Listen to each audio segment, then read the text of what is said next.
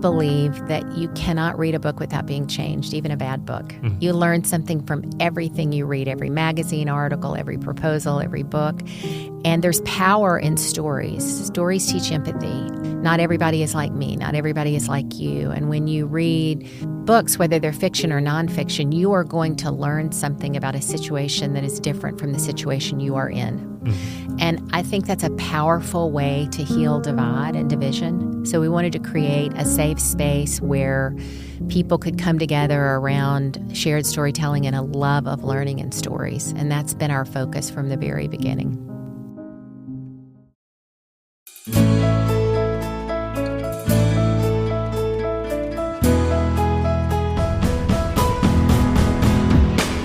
From Fiore Communications, it's How I Got Here, a show of inspiring stories from Tallahassee area leaders, business owners, and neighbors, all the challenges, opportunities, inspirations, the twists and turns of life that led them to where they are today. Everyone has a story worth telling, and I am really grateful that we get to bring a few of them to you. I truly have been changed by my conversations with these amazing people, and I'm confident you will be too. I'm Dave Fiore. And in this episode, I speak with Sally Bradshaw, owner of Midtown Reader, Tallahassee's neighborhood independent bookstore. Sally is a Mississippi native who fell in love with books and grassroots politics at an early age. The latter would guide a career that included running gubernatorial and presidential campaigns, serving as political director for the Republican Party of Florida, and returning to the White House, where she was a college intern, as President George H.W. Bush's Associate Director of Political Affairs. But in 2016, Sally walked away from politics and the Republican Party and opened up a bookstore on Thomasville Road. We talk about her love of lifelong learning, her role as chair of Tallahassee Memorial Hospital's Board of Directors, the future of local healthcare in our community, and why having a thriving independent bookstore is vital for a healthy community ecosystem. We begin our conversation talking about growing up on the Mississippi Delta. I did. I was born in Memphis, Tennessee, but when I was 3 years old, my parents moved to Greenville. My dad was a pediatric dentist, a children's dentist, and he opened a practice there in the Mississippi Delta, so we moved, and I was the oldest. I'm the oldest of three, so Okay. I have a younger sister and a younger brother, and we all grew up in Greenville, which was, an idyllic place to grow up, a small southern town right on the Mississippi River, north of Vicksburg. So I did a little research, and it said it looks like it's a population of 20 or 30,000 now. It's not a big town, Yeah. and it wasn't then either. But it said it was the largest city on the Mississippi Delta. Well, there you go. That's not saying much. The Mississippi Delta is kind of a small area, but for, historically, it was cotton fields and it's still soybean, cotton, farmland. But it was a big port originally on the Mississippi River, again, just about an hour north of Vicksburg. And so I had a wonderful childhood. My mom was a teacher, but she quit teaching when she started to have children. And so she substituted a lot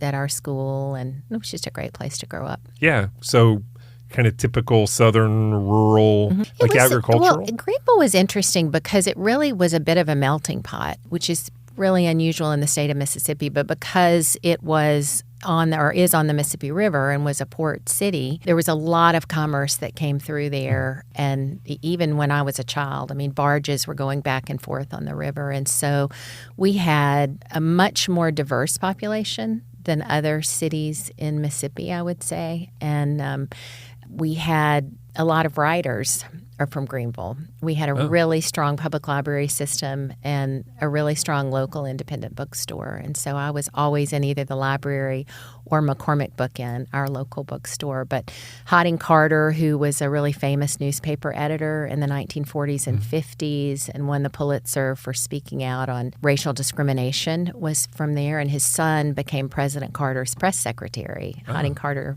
Jr., I think, or maybe the third. And Shelby Foote, who wrote the definitive series on the Civil War, was from Greenville. The Percy family, Walker Percy, William Alexander Percy, all great literary icons of sort of Southern literature, were from Greenville. So it was an unusual place. Any idea why you think? I don't know why everybody ended up there. I just think it was a bit of a melting pot and actually seen as pretty progressive and at points in time. And so as a result, people ended up settling there. The Julia Reed, who unfortunately passed away recently, but is a big Southern writer who started with Newsweek and then ended up writing all kinds of books and columns, was right down the street from me. Okay. And then a man named Bern Keating, who was a National Geographic photographer, lived around the corner. And so just everywhere you went, there was someone with this interesting connection to storytelling in Greenville. That's fascinating. So why your interest in the library and the bookstore? Why did you spend so much time there? What did you love about books and stories at a young age? I was very much a nerd. I was not an athlete or a cheerleader, or I was a nerdy kid, and I loved reading. My parents were big readers. They always read to us growing up, and I think storytelling was a way for me to escape, reading other people's stories and being able to share stories. And I had a group of friends, and one of our favorite things to do was play Nancy Drew. And we would make up a mystery and go look for clues and ride our bikes in our neighborhood, and until we got hungry and had Did you to ever solve anything? All the time. I was, of course, Nancy. Of course. No, we traded off who was Nancy, but it was a lot of fun. And I just think storytelling took me beyond my world in a way that was really influential, really positive for me, and gave me a huge imagination. And in a small town, having an imagination is helpful because there are four corners and sort of limits to what you're exposed to. But stories took me out of Greenville to other places. I was going to say you can experience the world through a book. Through a book, Yeah. All right, so I saw that in high school. You also got your first little taste of politics doing some grassroots campaigning on the phone. My mom was volunteering to make phone calls for a man who was running for governor, Gil Carmichael, back in the day. I remember he had a great little jingle called This Time Gil. And all of his radio spots had that in it. I don't know that there was a lot of television then on political advertising.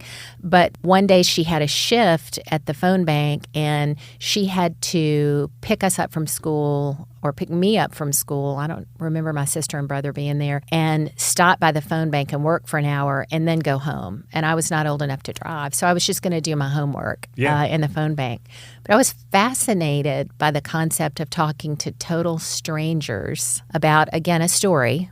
We're supporting this candidate who believes these things. We think it will make for a better future. And I was listening to these women and their scripts and the calls they were making. And just the concept of sharing stories to make things better was really appealing to me, I guess. And so they actually were short a phone banker and put me on the phone. And I was young. I mean, sixth grade, seventh grade. Oh, okay. I'm sure I sounded like a sixth or seventh grader. They were desperate. But I just found it amazing. I could call a total stranger and say, And you're just reading from the script? From a script, yeah. And then, of course, you always veer, if you're from Mississippi, you veer from the script, right? Sure. So then you get into a conversation about whatever issues someone is having or that they think need to be impacted. And I just found it a fascinating way to do something positive to potentially affect change. So you came back and did it again? I did do it again. I don't think they necessarily wanted me, but I came back and did it again. And then I began to get involved in debate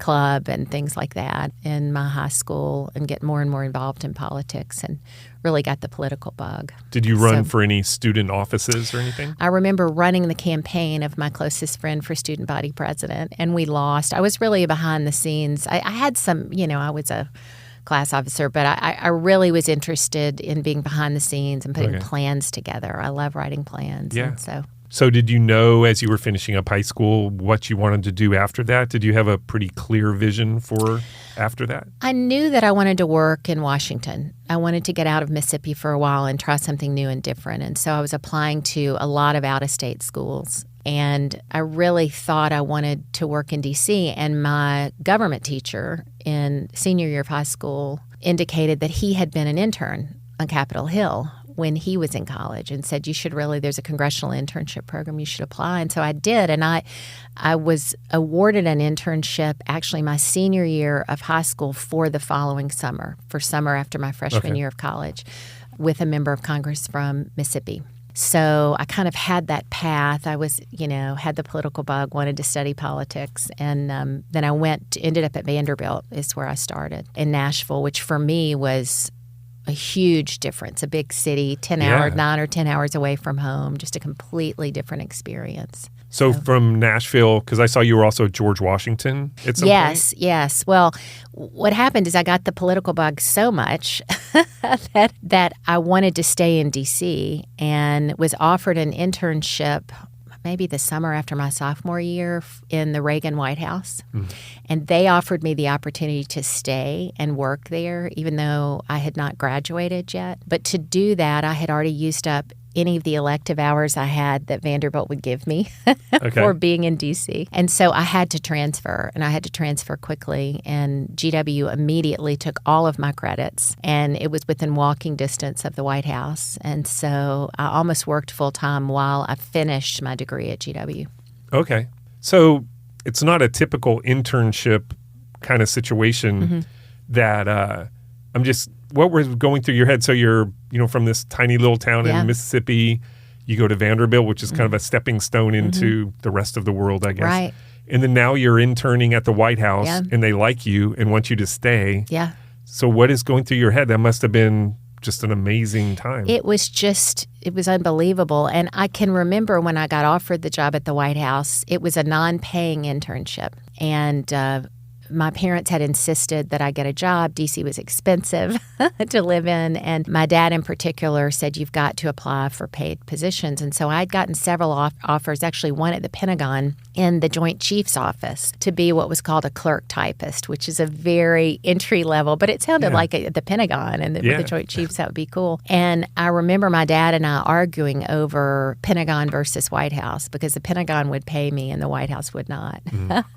And my mom, I think, was very influential in explaining to him that lobbying for the White House, in picking the two, this is a better opportunity for her. And so my dad eventually caved. But I did get a job. I had a job at the White House as this intern, but I also worked in the dean's office at GW because I had committed again to pay for part of my education. And so I forgot that. I held sort of two jobs down. I was working all the time as a college student. I interned in the White House X number of hours a week, and I worked in the dean's office and did whatever they needed me to do, typed reports, filed, organized, whatever, and then took classes. Wow. So, that is busy. Forgot about that. After your internship is done, what happened next? Did you go back home? Did you stay in D.C.? So I got an internship my senior year at GW with an organization called the Fund for America's Future, which was one of the original political action committees to help finance a presidential campaign. And it was Vice President Bush's PAC. And he was running for president. And so it gave me the opportunity to meet a lot of people in the process. This is H.W. Bush. This is George H.W. Bush when he was vice president. He was Reagan's vice president and then made the decision he would run for president. So I actually interned in the same office where Lee Atwater was, who was running the campaign, and did a lot of work for Mary Madeline, who was one of sort of the original female Republican operatives who was beginning to make a name for herself. And at the point that I graduated, there was an opportunity to work for the campaign full time. And so I accepted that. But that was actually a job back in Mississippi for the regional political director for Vice President Bush. Okay. There were regional political directors of the campaign, a Northeast region and a Southern region and I guess because of my accent, it made sense to put me in the in the Southern region. So I went back to Jackson, Mississippi, and worked in the campaign. And what was that like? How was it working on a presidential campaign? So exciting. And what I loved about campaigns, I think most, this will validate my nerd status, was they were project driven. There was a start date, there was an end date. And there was a lot that had to get done in a short period of time. And I love managing projects like that and planning. And so I really began to think of the potential for campaigns to be a career. And I also, again, I guess as a storyteller, I always am looking for the next story. And with a campaign, you're never keeping a job for more than a couple of years at most. Then you're on to the next adventure. And I liked that about that type of work. Right.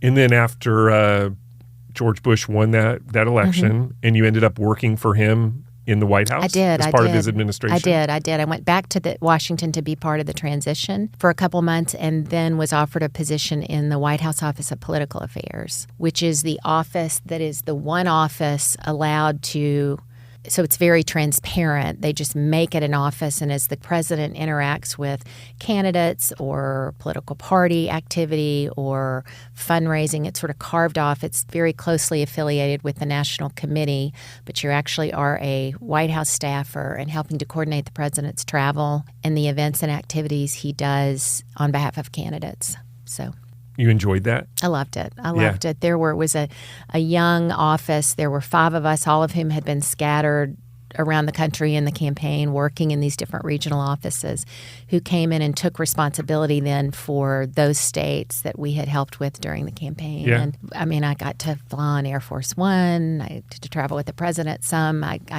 met the most interesting, amazing people, regularly interacted with members of Congress, governors. This is your early 20s. I was 24 and 25 Wow. when I worked there. It was amazing, yeah. Okay, yeah, that sounds amazing. So after when that period ended, where was next? Did you transition on the timeline? What was the thing that happened next? So I got engaged to get married. I was dating someone, and he was from Mississippi originally and really wanted to move back home. And I did not want to leave Washington, but I also knew another campaign was coming up for the president's reelect, and maybe there would be an opportunity to get engaged and involved with that. And I also started to look at the potential for law school. And so applied to law school. I was accepted to a couple of schools in Mississippi, Ole Miss and Mississippi College. But ultimately, that was a 3-year commitment that I wasn't convinced I wanted to be a lawyer. It was sort of like, how do I fill my time? And it doesn't make sense to commit to this just to be a time filler. And I was offered a job just sort of, it's kind of serendipitous, but with the Republican Party of Florida. This was after Governor Martinez had lost re-election, and they were starting to rebuild the infrastructure here. And I had met the Republican Party chairman during my work at the White House, Van Poole, and he flew up to D.C. and said, I know that you guys are thinking of going back to Mississippi. Why don't you come to Florida? And I thought Florida is a big state, and to be able to run and manage and work in campaigns in Florida would just, for someone who really loved campaigns, was an opportunity I couldn't turn down. So I convinced my fiance, we need to be in Florida, not in Mississippi. You can get to Mississippi anytime in a couple of hours. And so we moved here, and I started to work for the Republican Party of Florida. So did you enjoy that kind of bigger picture, looking at a lot of campaigns more than an individual campaign? It was probably a little different experience. It was different, right? and it was political director you're not running the state party, but you're very much engaged and involved in the grassroots. Sure. So in voter registration, in training people how to go door to door, how to make phone calls, how to engage at a grassroots level. And again, I loved writing plans. I loved saying, we're going to register this many voters by this time, or we're going to get this many volunteers ready to work in phone banks. And so it was great. I enjoyed it. But it was different from working directly in a campaign. You were working with lots of different legislative races, statewide races, all types of stuff. But before there was still another campaign in your future, and that was Jeb. Several. Right. Yeah. Well, several. But yeah. Yeah. So how did you get connected back with the Bush family and work on Jeb's campaign? I had met Jeb working in the White. I actually met Jeb working in the president's first campaign, in the 88 campaign. I picked him up at the airport in Jackson, Mississippi. And then I babysat for him. So what did you think of him when you first met him? He was a little intimidating. He was a little gruff, and he was very serious, and my job was to get him to the hotel, and I was not going to make any mistakes. And so, I mean, he was very nice, but he was very different from his brother or even other members of his family I'd met. It was clear he was a very serious guy, very that kind of focused. Southern aw shucks kind of hanging out. That's not him. That's not him. He's actually fairly introverted, and it was interesting. But we got to know each other when I was working in the White House, and then certainly when I came to Florida, he was engaged and involved with things. And I actually, after the 90, I can't remember the dates. I went to work in the 92 reelect as the executive director of the reelect campaign for Florida, and Jeb was chairing that. Okay. So that's when we really began to work together, was during that reelect. And President Bush won Florida in 1992, although unfortunately lost the race to President Clinton. And so we connected in that process. And then I think he began to talk about the potential of running for governor. Yeah, the no new taxes thing. Wasn't that the... So, yeah, it's interesting you bring that up. I mean, I remember when President Bush cut that deal with the Democrats, and I was in the White House political office, and we were all called into a meeting with our big boss who oversaw the political operations in the White House. And I remember even at a very young age thinking, politically, this is going to be a problem. I don't doubt President is the president, and he's trying to do the right thing. And he was a deal maker. He believed in consensus and compromise and bringing people together. But from just a purely political perspective, even at a young age, we could all see, wow, this is going to be interesting. Read my lips, no new taxes, and then did a tax deal. And that election was about the economy. And the irony is that the tax deal that the president cut began to improve the economy pretty dramatically, and President Clinton was able to take great credit for that. But it actually started with the humility of George H.W. Bush. Yeah. So. Yeah.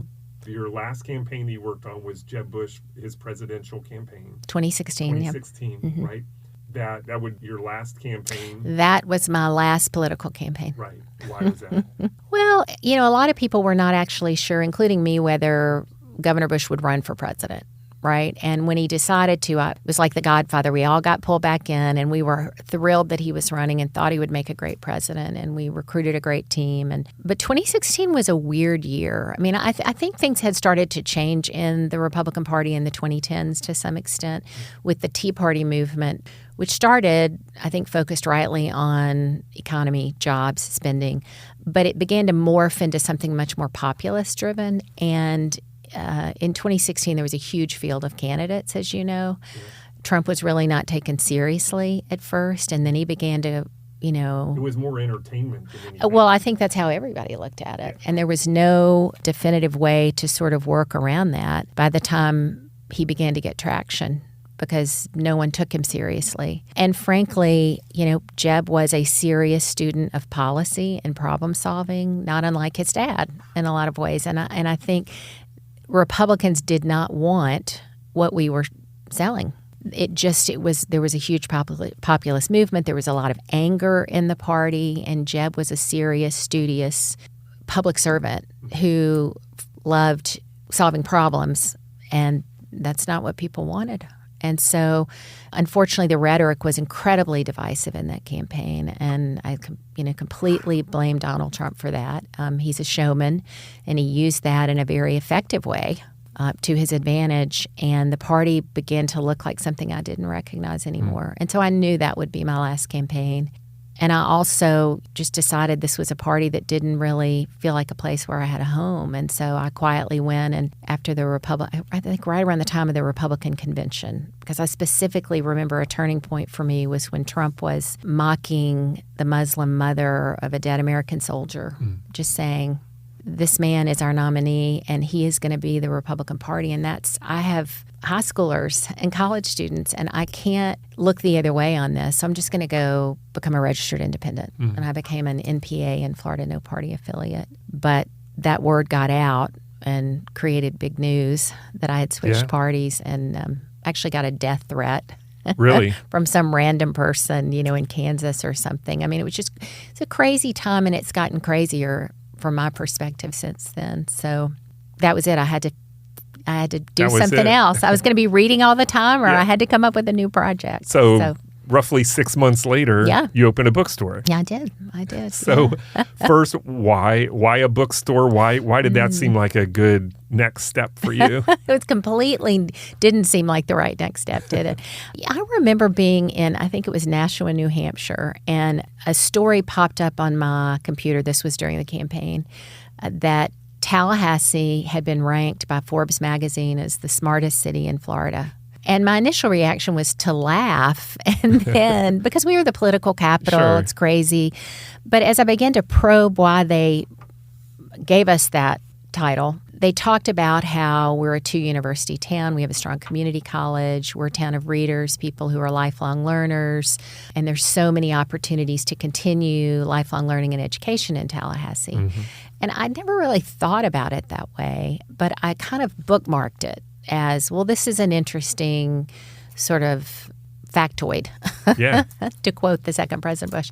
This is an interesting factoid, and I'm just going to that's interesting. then my husband and I were talking sometime in Governor Bush exited the presidential race in, I think, February of 2016. And by about March, I was probably moping around bored. And Paul, my husband, said, you got to do something. And I said, I don't want to be in politics anymore. I don't want to be a consultant. I don't want to be a lobbyist. I'm done. I have a clean conscience. I can look myself in the mirror. Mm-hmm. I'm okay with where I am, but I need to do something different. And he said, why don't you open that bookstore that you always complain about we do not have in Tallahassee? And I thought, And so began to do some research, began to talk to some other bookstore owners, found a consultant who actually advises new booksellers. Okay. And we went on a driving tour of the Southeast to visit bookstores and talk to managers and owners. And in the car on the way back, I wrote a plan. I wrote a campaign plan for how to open a bookstore. Yeah. And then, not that different. No, right? Well, yeah, in a lot of ways, the skills I learned, sense of urgency, need to communicate, clear get messaging. people on your side. Yeah. Exactly. Bring people to the table, have them support our effort. Define what you're all about, all that stuff. Exactly. Yeah. It all worked for that. And we wanted to find a location that was centrally located that would connect sort of the universities and the capital to uptown, your area, this area. Yeah. And Midtown seemed to ring all the bells. And so we purchased a property in Midtown and ordered books and set up accounts with publishers. And I think I took, 8 notebooks full of notes on my driving tour of other bookstores because I knew nothing about the publishing industry. I mean, I knew that I liked to read. Yeah. And so I had to learn a lot. I'm still learning a lot every single day. So what was your vision for the store? What did you want Midtown Reader to be at that point? I really thought there was an opportunity to provide a space where we could bring people together around not only lifelong learning and a love of storytelling and shared stories, but I believe that you cannot read a book without being changed, even a bad book. Mm-hmm. You learn something from everything you read, every magazine article, every proposal, every book. And there's power in stories. Stories teach empathy. Not everybody is like me. Not everybody is like you. And when you read books, whether they're fiction or nonfiction, you are going to learn something about a situation that is different from the situation you are in. Mm-hmm. And I think that's a powerful way to heal divide and division. So we wanted to create a safe space where people could come together around shared storytelling and a love of learning and stories. And that's been our focus from the very beginning. Mm-hmm. All right, so you have a vision, you've done a lot of research, you open your doors. How did it go at first? Well, initially, I leaned in pretty heavily on my friends and asked them to come to every author event and be engaged in every way they could. And I have a great group of friends, so they were all extremely supportive of me and generous with their time. But the real challenge was, there's the financing challenge because no bank is going to loan money to a bookstore. I mean, they're just not. It's not a business model that makes a lot of sense, right? Let me interrupt you for a second. Yeah. So how does that work? Is it on consignment or do you have to buy all the books? Or Some bookstores sell on consignment, but we do have local authors that we sell on consignment, but because we are a general subject bookstore selling new books and new titles in addition to what are called backlist titles like The Catcher in the Rye or To Kill a Mockingbird, we're always going to carry those classics. You have to open accounts with publishers, and the publishers set the price of the book, which is very challenging for retail. You have no flexibility on pricing. You can only discount down. You cannot mark up the cost. Do they take into consideration that it's Tallahassee? No. You will pay $32.99 for a hardback in my bookstore for a new hardback and $32.99 for a hardback in New York City. The publisher prints the price on the back of the book. Booksellers purchase at a discounted rate. So I receive between a 46 and a 50% discount depending on what they're selling. But I can't mark up the price of a book. And so you are really constrained in meeting a budget, meeting a payroll, and it was intimidating at first because we took some retirement funds and put them towards this project, and we purchased a building, and I was lucky to be able to do that. But the goal has always been to meet our own payroll, pay our own bills, and we are now at that point in year 9 where we're doing that, which is very exciting. But anybody, I talked to a friend who has a bookstore in Miami recently, and someone was joking about bookstores being not-for-profits, and he said, no, bookstores are no profit. He said the profit is in the relationships that you build and the minds that you change and the stories that you share, and that's very much how we look at Midtown Reader. So, But if you're pulling me on an episode of how I built this, I don't even know if that's a question I can even answer. Yeah. Every month we're saying, okay, do we have the cash flow to cover this invoice from Penguin Random House? Right. Do we have the cash flow to pay these expenses, Right. And we'll be right back. How I Got Here is sponsored by Barano Heating and Air Conditioning in Tallahassee. I've been friends with Patrick Barano since we met in a chamber leads group about 15 years ago. I'll admit that I pursued him pretty hard to be his marketing firm and eventually won him over. And the reason I wanted to work with him is that I was already a customer and I knew what kind of company he and his father before him had built. He cares about his customers, he cares about his team, and he cares about this community. I've experienced Barano Heating and Air when they installed a complete system replacement a few years ago, and I enjoy peace of mind and same-day service with my Total Comfort Service Agreement. I've also been behind the scenes at their office and seen firsthand the true character of this company, and that's why we're so proud to represent them. To learn more or to schedule an appointment online anytime, visit baranoac.com. They really always will be there for you. And now back to the show. So it is, it's more than just selling books. Like you said, lots of events and author events and those kind of things. But you also have a cafe that sells coffee and pie. Pie by the slice. Yeah. Yes. So where did that concept come from and what role does that play in the whole business model? So I think the more I talk to booksellers in my continuous learning process, continuing education about being a bookseller, the more we have all agreed that you can't just sell books. You have to provide an experience. We want people to walk into our store and say, this is such a lovely space. This is quiet. The music is nice. Look at all these interesting people that live in Tallahassee who are readers. We get to know our customers so we can call them by name. And part of that is an experience. And as bookstores have grown, they have looked at this model of adding coffee or adding beer and wine and some sort of restaurant cafe, some level of that. Mm-hmm. And for several years, we actually leased space to coffee vendors, first with Lucy and Leo's Cupcakery. Right. So we had cupcakes and coffee. And then with another coffee shop that did great in our space, but eventually outgrew our space. It went so well, Argonaut Coffee, and they're now down in Cascades. So at some point, our manager came to me and said, why don't we just start our own coffee shop? And I said, look, that is a bridge too far for me. I can barely be a bookseller as a recovering political hack. And she said, no, do you realize that half of your booksellers have been baristas in a previous life? We know how to operate an espresso machine. We know what to do. And she went and recruited an amazing person to run our pie brewery who had done all the training for Lucky Goat for 6 or 7 years and had worked in that environment. And our manager had also been part of the Lucky Goat enterprise, along with other retail and coffee shops. And so we knew we could do coffee, but there are a lot of coffee shops in Tallahassee, and we needed to find something, an add-on that just gave it a little tweak. A lot of them on Thomasville Road. Yeah, exactly. A lot of them on Thomasville Road. How do you compete against great coffee shops? So I happened to be visiting, my husband and I were visiting our daughter, who was a student at Northwestern and, outside Chicago, and she took us to a place called Hoosier Mama's Pie Company. Hoosier, Hoosiers. Yep. And all they did was sell coffee and pie by the slice. And who doesn't love pie? You can't be an American and not love a slice of pie.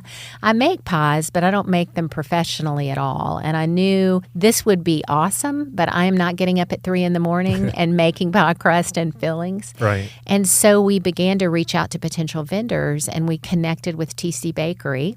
Jennifer Young. She's amazing. I've had her on the podcast. You probably had her on. She's amazing. I'm a huge Jennifer Young fan and promoter. Great story. Yep. And she brought us 3 different pies to taste. And they don't typically do a lot of pies. In fact, I think they only do pies for us. They do cheesecake. They do birthday cake. But I remember meeting with her and one of her employees, Karen, and they brought in a pecan pie, which to this day is the best pecan pie I've ever had. You even said it with affection when you said pecan pie. Yeah. And that's how we say it in Mississippi, pecan pie, not pecan pie. So she, and we took one bite of that, and it was like, okay, we're ready to deal. Do you want to come into our space?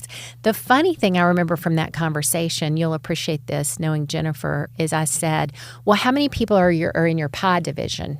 Like, how many people do you have? And I'm sure she laughed. They looked at each other and said, you're looking at the pie division. Yeah. This is the pie division. Yeah. But they bring us fresh pies twice a week, and the flavors rotate, and it's a great place to have a cup of coffee, a slice of pie, read a book, be in conversation with other people. Yeah, that's awesome. So it's added a lot. Yeah.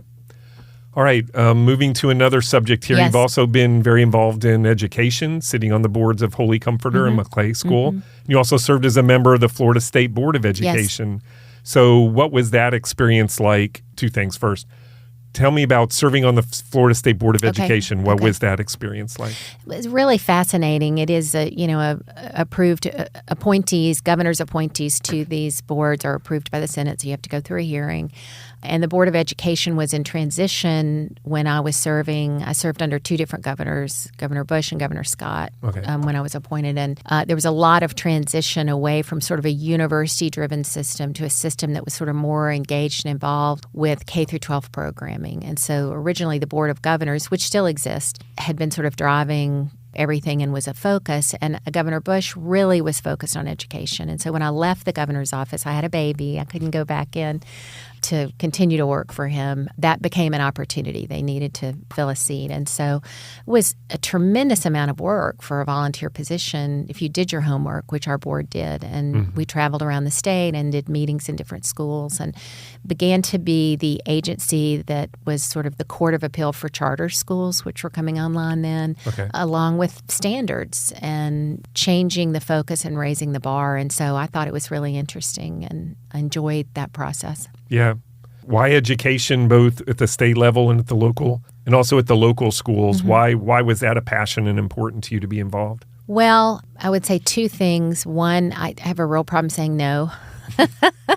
And so my children were at Holy Comforter and several of our children were at Maclay. And so I was offered that opportunity and thought it was important to have parental involvement in the process of governing these schools. But again, also, I feel strongly about lifelong learning and education, and that, particularly on the reading front, where we know there is an impact if children are not reading by on third grade level, by the end of third grade. Right. There are huge ramifications to that. And so from my perspective, ensuring that the standards were high, that the teachers had material to teach and to do what they needed to do in the classroom, particularly to raise reading levels, was personally important to me. All right, you're also generous with your time in other ways in the community with the United Way of the Big Bend, the WFSU Community Council, and you probably have a little more of a public role than you anticipated as the 2024-25 chair of the Tallahassee Memorial Healthcare Board. First, I want to ask you, how do you decide what to prioritize when it comes to other community activities and service? I'm sure you're asked to do a lot of things. How do you decide where to put your time? Clearly, I don't do a good job of it. You don't say no a lot. I'm learning. I'm learning to say no. Look, I care about this community deeply. And the irony is that although I've lived here now longer than I've lived anywhere else, I think for 32, 33, 34 years, I have met more people, and I think I understand more about our community and just how rich of a community is in terms of talent as a result of working in a bookstore. Every day someone comes in the bookstore and they'll be buying a book or they'll look for a recommendation and I'll say, oh, tell me your name. What do you do? And it is remarkable, the people that live in this town. It is. In a much larger level, it reminds me of the remarkable people I met growing up in a tiny southern town. And I know of our potential, and I don't think we have reached our potential as Tallahassee can and should. And so if there are small ways I can impact that, I'm in. And it's one of the reasons we have done so much partnering at the bookstore within the nonprofit world, and now have actually received a grant to do some nonprofit work in the reading space, which we're partnering with the Community Foundation of North Florida on. And that's been wonderful. We've put book fairs in Title I schools and done a community-wide read. But I guess the answer to your question is, if somebody thinks I can be helpful and I think it can move the needle in the community to sort of be focused on something, then unfortunately sign me up. Although not right now. I've got too much going on. Not right now. All right. So while I don't think this is the right platform to get into the details of the unexpected issue, at least by most of us, related to TMH, the city of Tallahassee, and FSU, regarding the future of local health care. Right. I did want to ask your thoughts about you personally being thrust into the middle of it all, and all of a sudden you're speaking for the board and making videos and representing a very important voice in this discussion. Tell me about your thought and what was going through your head as you were all of a sudden in this big issue.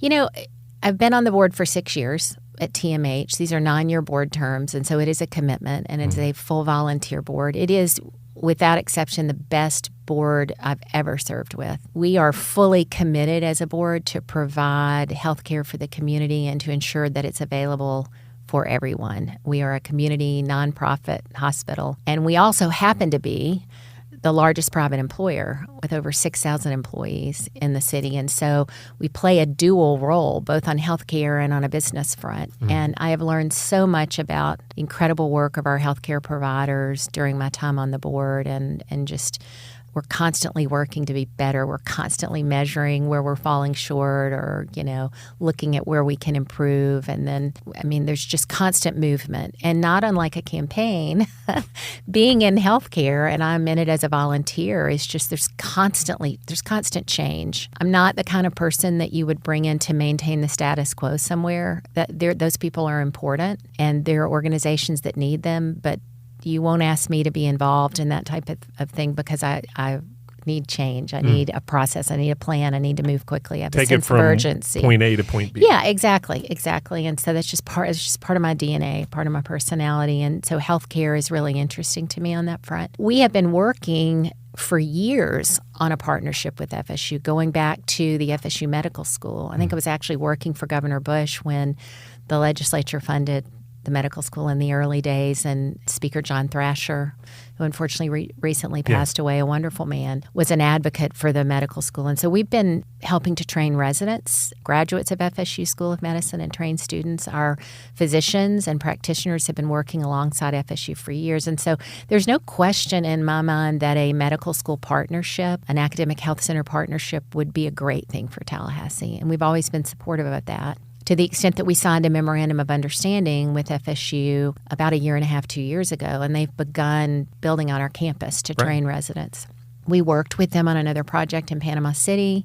We are a regional hospital. We're not just limited to Leon County. I think we have 17, 18, 19 counties that we serve. So it always has made sense. I was surprised to know that there were conversations that the hospital had not been a part of related to FSU in the city, and I think our board was, and I think 6,000 employees were.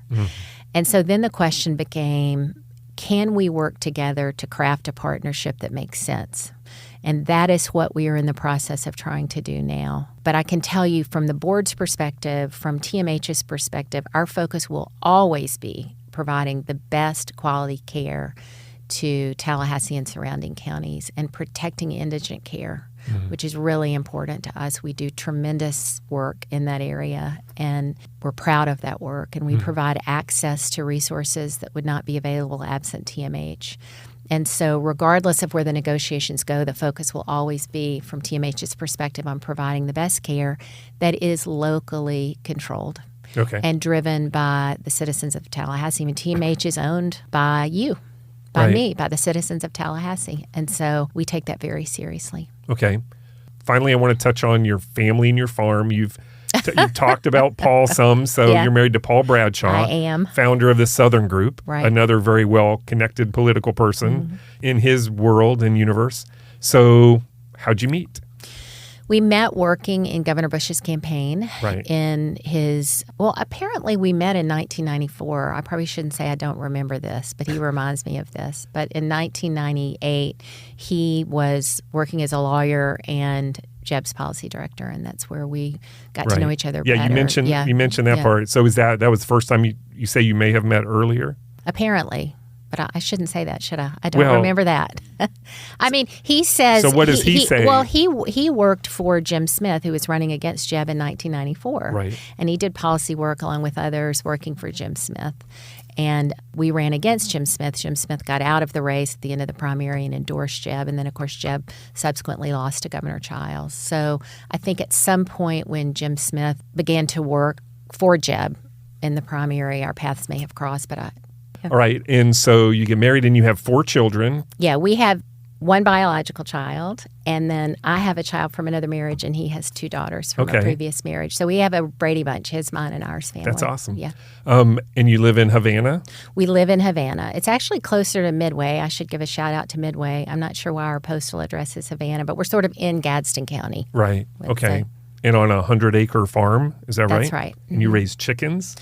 Paul raises chickens. Paul raises with his chickens. team, yes. I have collected eggs from the chickens before. I like the chickens, but it's more his hobby. But you're not really part of the chicken process. I wear the T-shirts to advertise the farm, and I walk over and I'll pick up some eggs. And, I love the farm. I really, really do. But he's the one who went down the rabbit hole. We used to have cattle. We had cracker cattle for a while.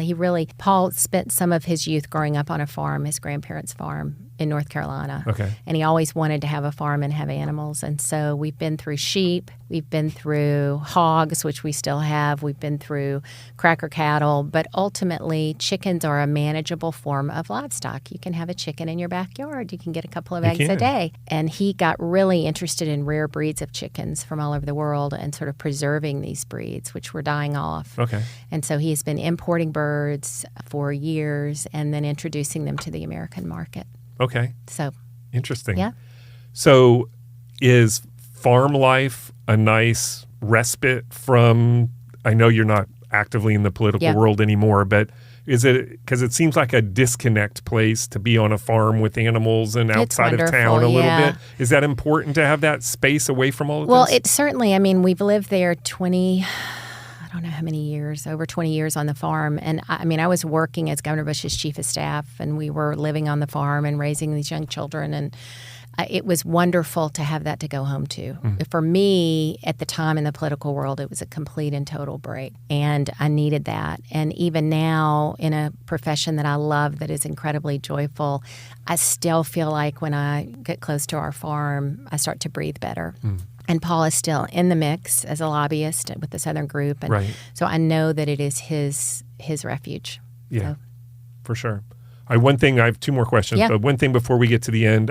I never really gave you a chance to do a little commercial for Midtown Reader. Oh, I mean, not a literal commercial, but to just talk about what is Midtown Reader today. Yeah. I know we talked about how it started and your vision for it, but kind of tell people what you're all about at this point in time. Well, Midtown Reader, of course, is sort of a lifelong dream of mine to have an independent bookstore. And when I moved here, there was an independent bookstore near FSU, but in the age of Amazon, bookstores started to rapidly close. And so we were the first general subject bookstore selling new books that I think had been online in 20, 25 plus years when Midtown Reader opened.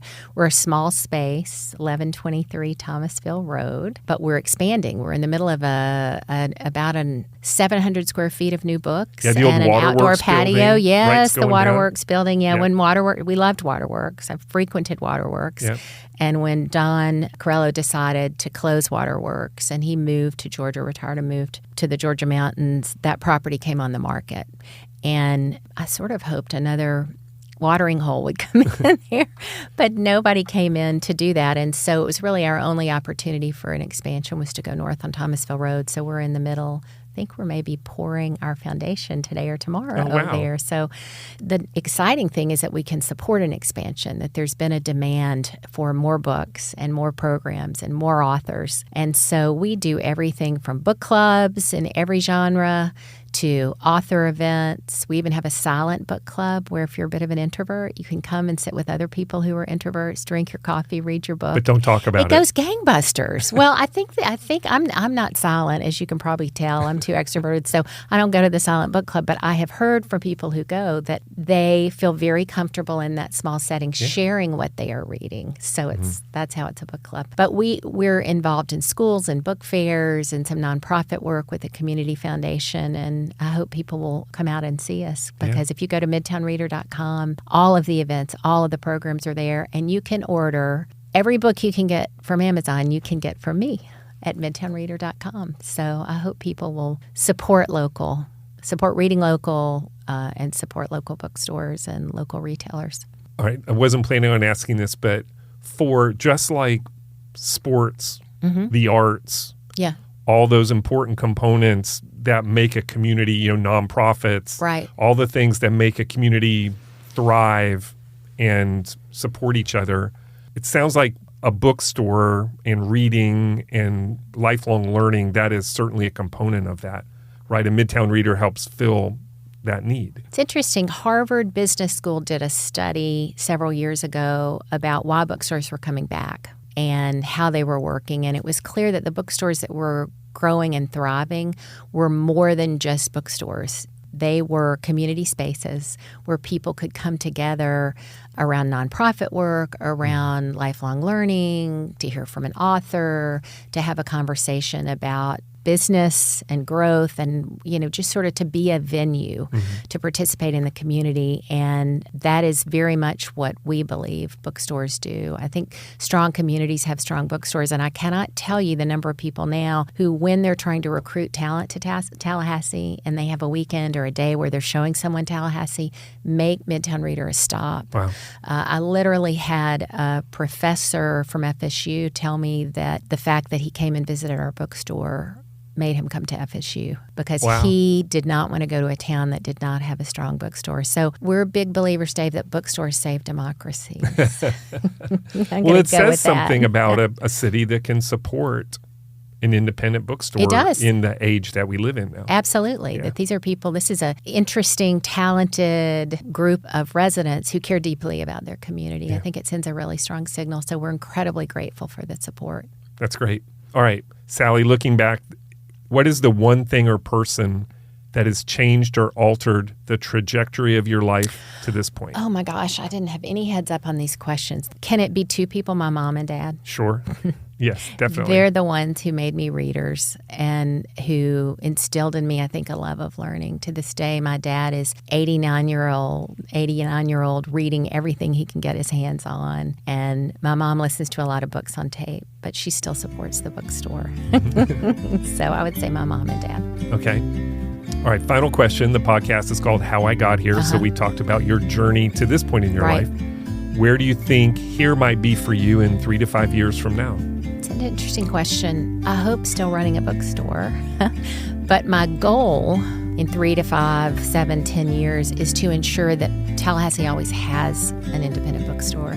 At some point, I won't be involved with the bookstore. I'll retire. I hope I have grandchildren on the way. I have, all this stuff I'm looking forward to in my life. I hope I have grandchildren. My son's getting married, so he needs to get on it. But I want Tallahassee to always have an independent bookstore, so I will do anything and everything I can to make sure that Midtown Reader and other independent bookstores are sustainable in Tallahassee. Thanks for listening to the show. You can subscribe at Apple Podcast, Spotify, or wherever you get your podcasts. And while you're there, please leave us a review. It really does make a difference. Thanks to my amazing staff at Fiore Communications, who pick up the slack while I'm working on these podcasts, and to Troy Bloom for composing our theme music. You can hear more of Troy's creations on Facebook and Instagram at Troy Bloom Music. To connect with the podcast or suggest a future guest, follow us on social media or email us at podcast@fiorecommunications.com.